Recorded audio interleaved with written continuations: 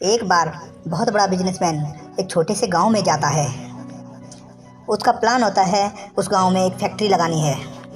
वो बिजनेसमैन उस जगह पहुंच जाता है जहां एक नदी होती है। नदी के पार एक गांव होता है। उस बिजनेसमैन के पास दो रास्ते होते हैं, सड़क के रास्ते से जाए और उस गांव में पहुंचे।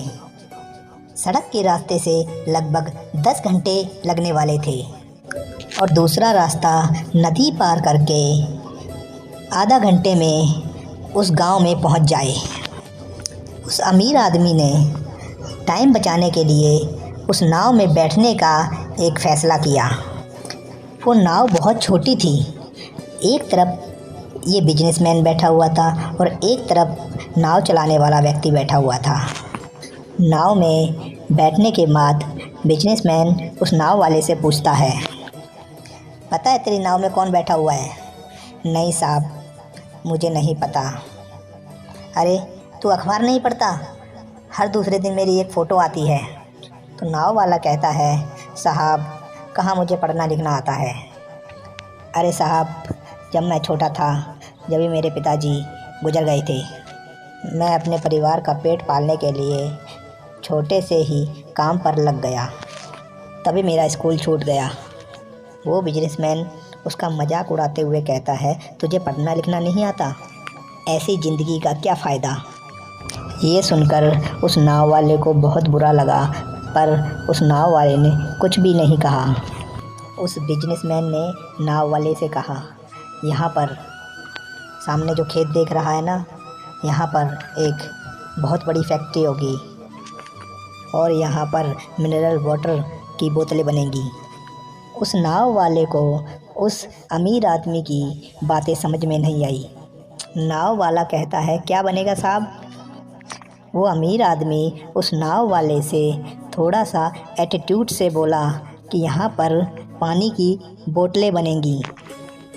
वो अमीर आदमी कहता है, तेरे गांव में तो बोतलें नहीं बिकेंगी, पर शहर में बहुत बिकती हैं। अमीर आदमी नाव वाले से कहता है, कभी तू शहर गया होगा, तूने शहर में दुकानों पर पानी की बोतलें रखी हुई देखी होंगी। नाव वाला कहता है, अरे साहब, मैं तो इस गांव से कभी बाहर गया ही नहीं, मुझे कैसे पता होगा कि पानी की बोतलें कैसी होती हैं। उस अमीर आदमी की बात सुनकर उस नाव वाले को लगने लगा कि मेरी ज़िंदगी किसी काम की नहीं। नाव वाला कुछ बेचैन हो गया और सोचने लगा।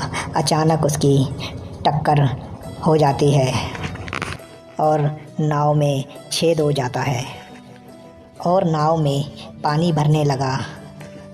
नाव नदी के बीचों बीच थी और उस जगह पानी बहुत गहरा था। अब नाव वाले के समझ में आ गया, इस नाव को बचाने का कोई भी तरीका नहीं। अब नाव वाला नदी में छलांग मारने ही वाला होता है। तभी बिजनेसमैन से पूछता है कि साहब, आपको तैरना तो आता है? बिजनेसमैन घबरा कर कहने लगता है, ऐसा क्यों पूछ रहे हो, मुझे तैरना नहीं आता। उस बिजनेसमैन की बात सुनकर नाव वाले को हंसी आ गई और कहता है, अरे साहब, आपको तैरना नहीं आता, ऐसी ज़िंदगी का क्या फ़ायदा।